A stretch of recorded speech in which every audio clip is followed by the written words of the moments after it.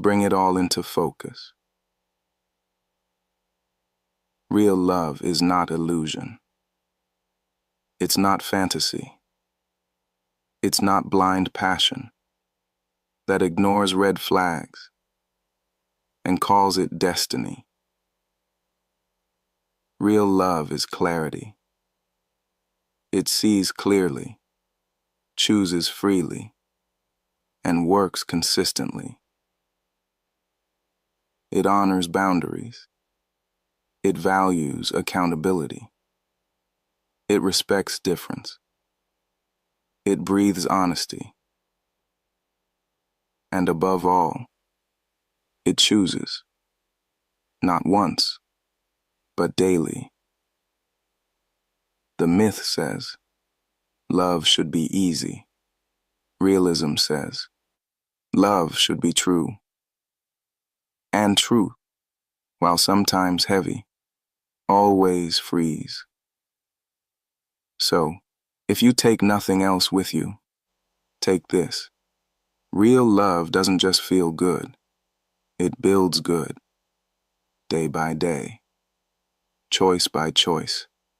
Effort by effort. Take a slow breath in. Exhale gently.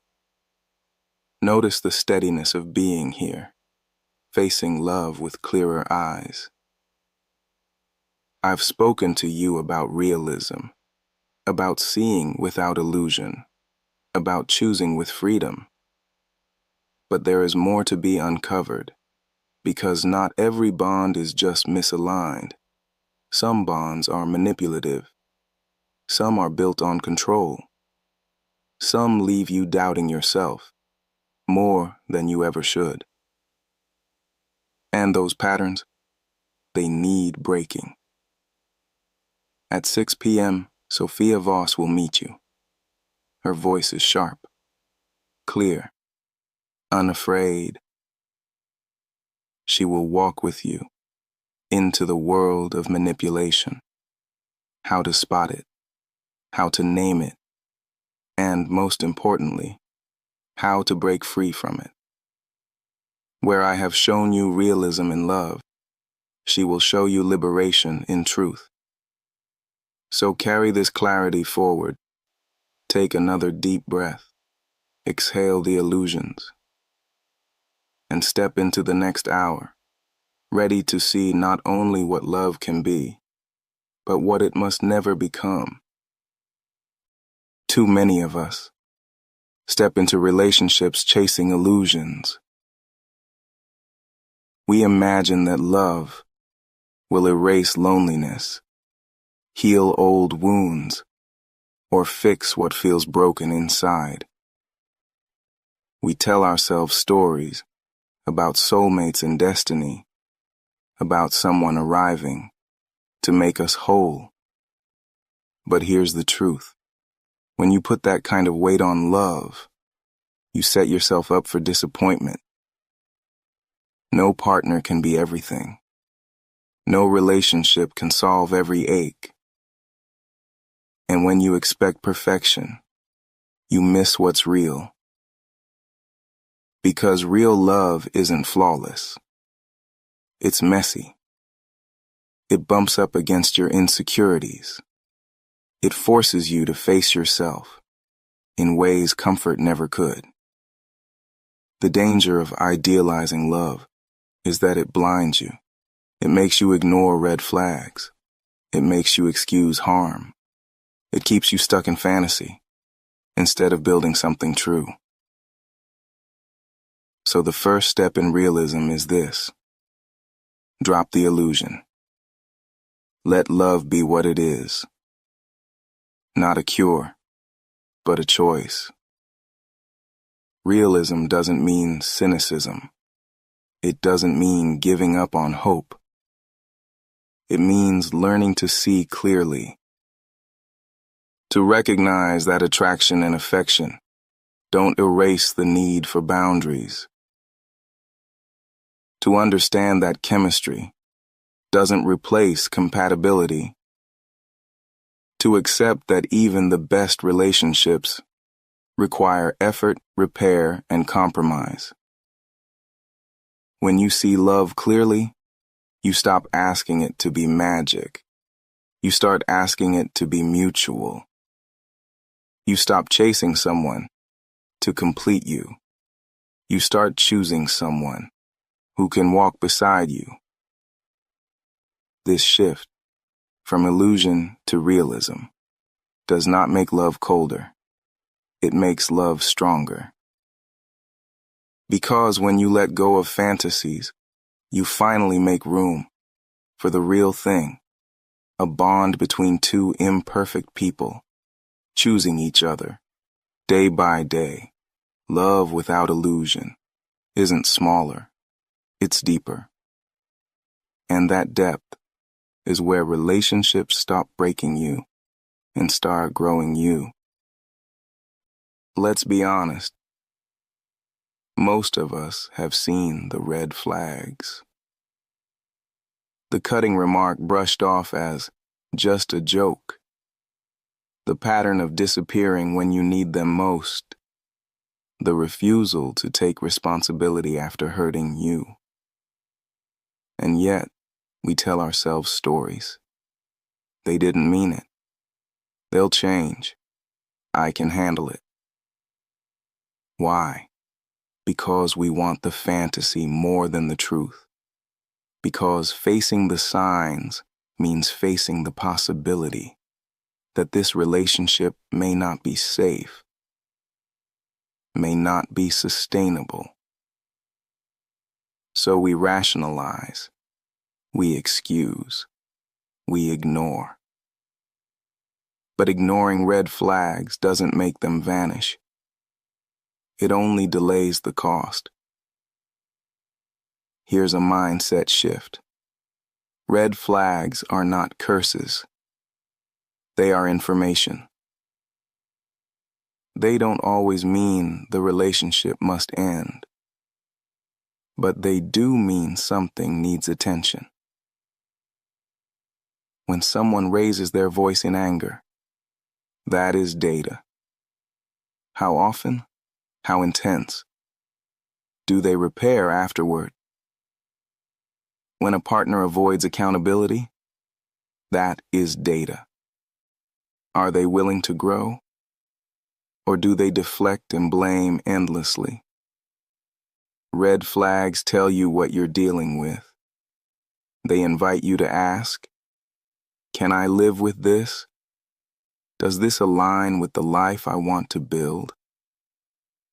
Treat them like road signs, a warning on the path ahead.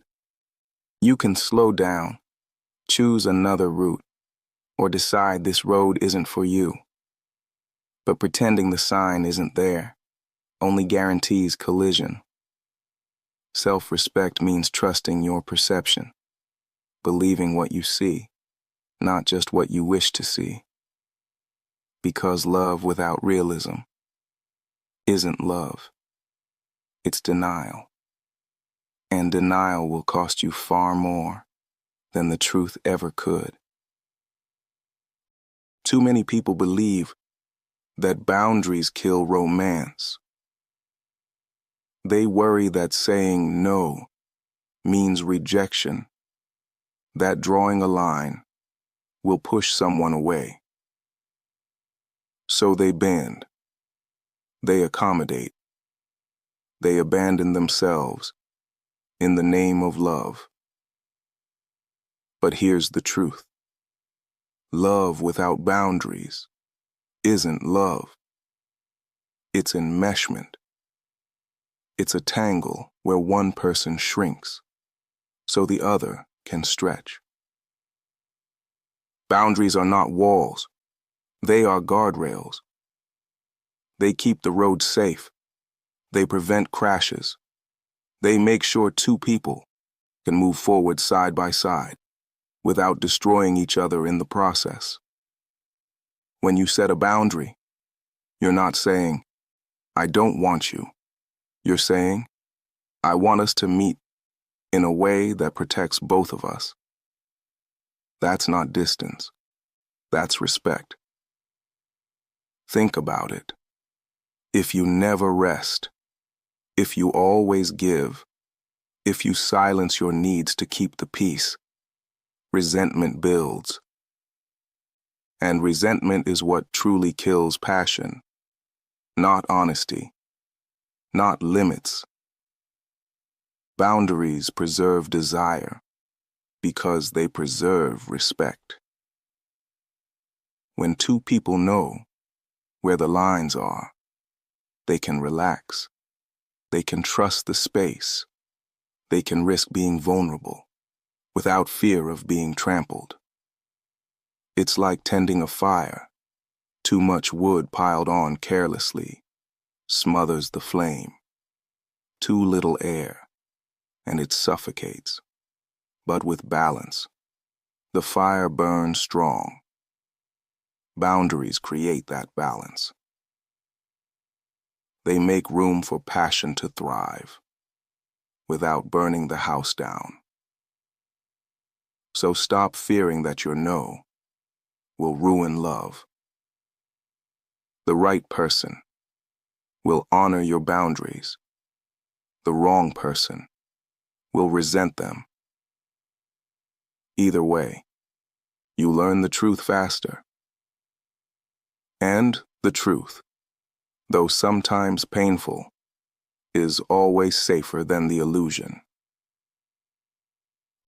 Too many people stay in relationship because they feel they have to.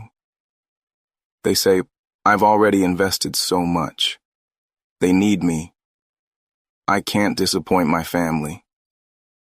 And little by little, obligation replaces desire. When you're there only out of duty, the spark fades. The honesty disappears. The relationship becomes a cage, not a connection. Obligation may keep you in place, but it does not keep you alive. Love was never meant to be a debt. It was meant to be a choice. Real love is not about staying because you have no other option. It's about choosing again and again to wake up beside someone because you want to, not because you're trapped. To work through conflict because the bond matters, not because you fear what others will think. To give care freely, not out of guilt, but out of genuine desire. That's why realism matters. Because when you remove the illusions, you can see what's really happening. Are we both choosing this? Or are we just enduring it? Love is healthiest when it is an act of freedom. When both people know they could walk away and still they stay. That's not weakness. That's strength. Because the bond isn't built on chains. It's built on commitment, on choice, on the daily decision to keep showing up. So ask yourself honestly, am I here out of fear or out of freedom? The answer will tell you everything about the health of your love. And if it's not freedom, then it's time to make a new choice. We've all heard the phrase, love conquers all. It sounds beautiful, but in practice, it can be a dangerous myth. Because love alone doesn't resolve deep differences. You can love someone deeply and still fight every day about money, about faith, about parenting, about the vision for the future. Affection doesn't erase misalignment. Attraction doesn't build shared values. And when compatibility is missing, love often turns into exhaustion. It feels like pushing a boulder uphill. Endless work. No steady ground. So hear me clearly. Love matters, yes, but compatibility determines whether that love can actually last. Compatibility isn't about liking all the same hobbies. It runs deeper than that. It's about values. Do you both see respect the same way? Do you both honor honesty? It's about goals. Do your visions for family, career, and growth move in the same direction or constantly pull you apart? It's about lifestyle. Can your daily rhythms coexist? Or does one person always have to shrink for the other to expand? When compatibility is present, love flows more freely. Conflicts still happen, but repair feels possible. The relationship feels like partnership, not survival. When compatibility is absent, love becomes a constant negotiation. Every joy is weighed down by friction. This doesn't mean you need perfection. It means you need alignment where it counts. So ask yourself honestly, do our values match? Do our futures align? Can we build together without breaking ourselves apart? Because love without compatibility can spark a story, but it rarely sustains a life. And realism says, choose someone whose presence feels like partnership, not just passion. That's the foundation that lets love endure. In too many relationships, harm happens. Words cut deep. Promises break. Trust gets bruised. And what follows is excuses. I was tired. You know how I get. It wasn't that big of a deal. Excuses smooth the surface, but they never mend the crack. Because healing doesn't come from pretending the wound was small. It comes from taking responsibility. Accountability is the difference between a relationship that repeats harm and one that grows from it. When someone refuses to own their actions, what they're really saying is, my comfort matters more than your pain, and that is not love. Accountability isn't just saying, sorry. It's showing change. It sounds like, I was wrong. I hurt you. I take responsibility. And then, it looks like behavior shifting, patterns breaking, effort showing, consistency proving. Without accountability, apologies are empty. With accountability, even deep ruptures can be repaired. Ask yourself, does this person own their mistakes? Do they make repairs when they cause harm? Or do they twist blame, minimize the impact, make you feel foolish for hurting? And also ask yourself, do you take accountability? Do you apologize with sincerity? Do you follow through on your promises?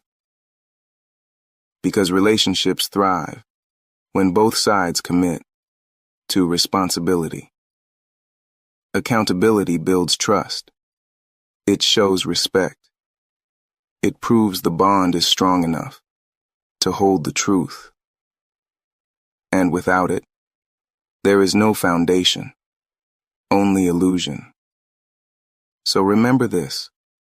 Accountability is not optional. It is non-negotiable. Because love without accountability isn't safe. And love without safety cannot last. Too many people think that being in love means being identical. same opinions, same preferences, same outlook. But sameness isn't love. Sameness is control. Healthy love makes space for difference. Different tastes in music, different ways of unwinding, different backgrounds, different perspectives. The danger comes when difference is treated like threat. When one person says, "Be more like me, or I won't feel safe," that is not love. That is fear disguised as closeness. Real love says, "I can stay myself while letting you be yourself too." Because intimacy doesn't require the erasure of individuality. It requires respect. So how do you love fully without losing yourself? It begins with self-awareness. Know your values. Know your limits. Know what makes you feel alive. Then, as you enter relationship, you hold those things steady, not as a wall, but as a compass. This allows you to engage differences with curiosity instead of fear. Your partner prefers silence. You prefer conversation?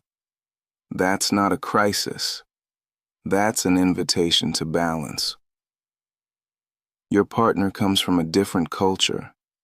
You from another? That's not a threat. That's an opportunity for richness. But here's the key. Respecting difference cannot mean erasing yourself.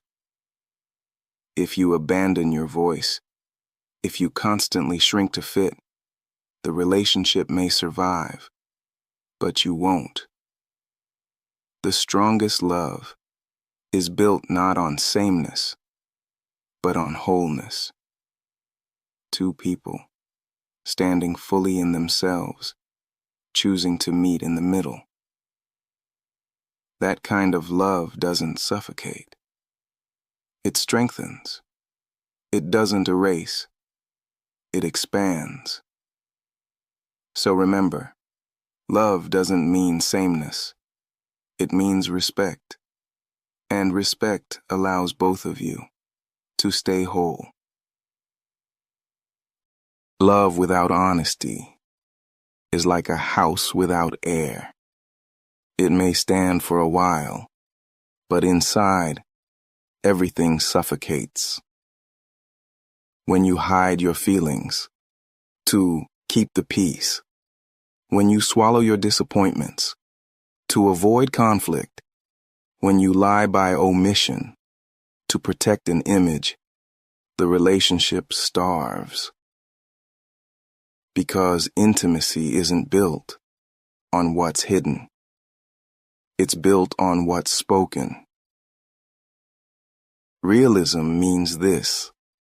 Love can't be healthy if it lives on half-truths. Yes, honesty can be uncomfortable. Yes, it can lead to hard conversations. But dishonesty, that will destroy trust quietly, slowly, completely. So hear me clearly. If you want real love, you must risk real truth.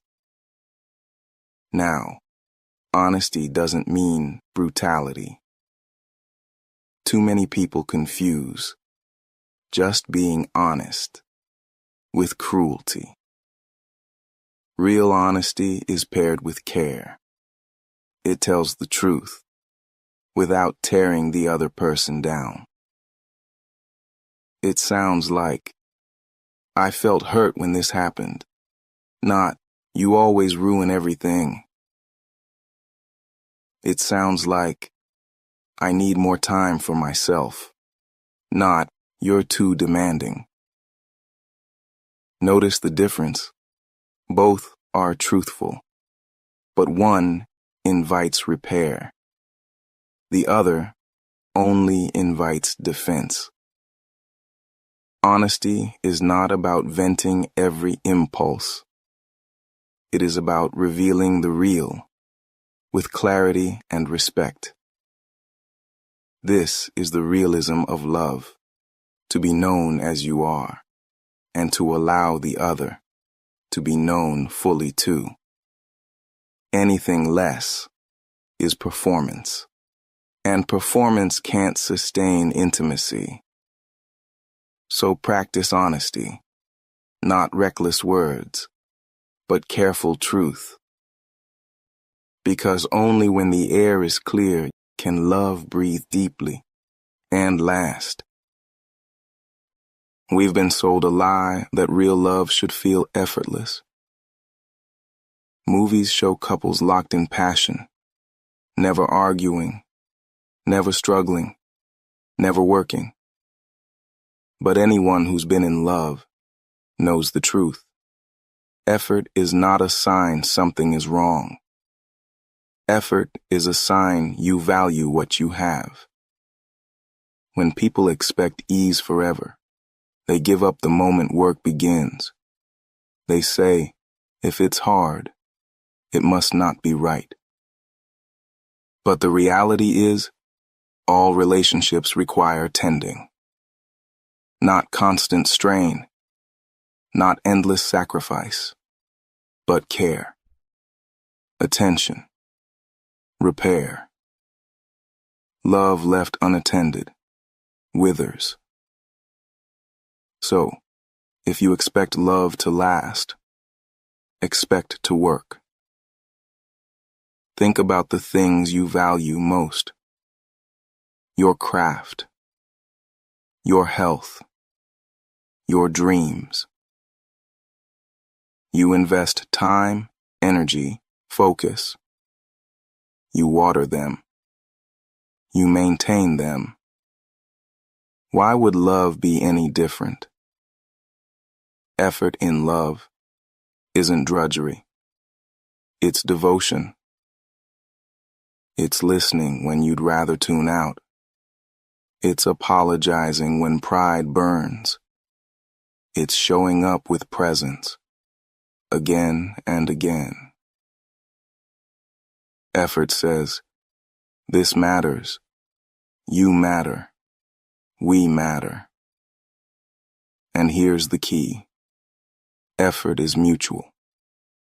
If one person is carrying all of it, that's imbalance, not partnership. Healthy love feels like two hands, working the same soil, planting, watering, pruning together. It may not always be glamorous. It may not always be easy. But it is what turns fleeting passion into enduring partnership. So drop the myth of effortless love. Embrace the truth of chosen effort. Because in love, effort is not a burden. It's the proof of care. And it's the practice that keeps love alive.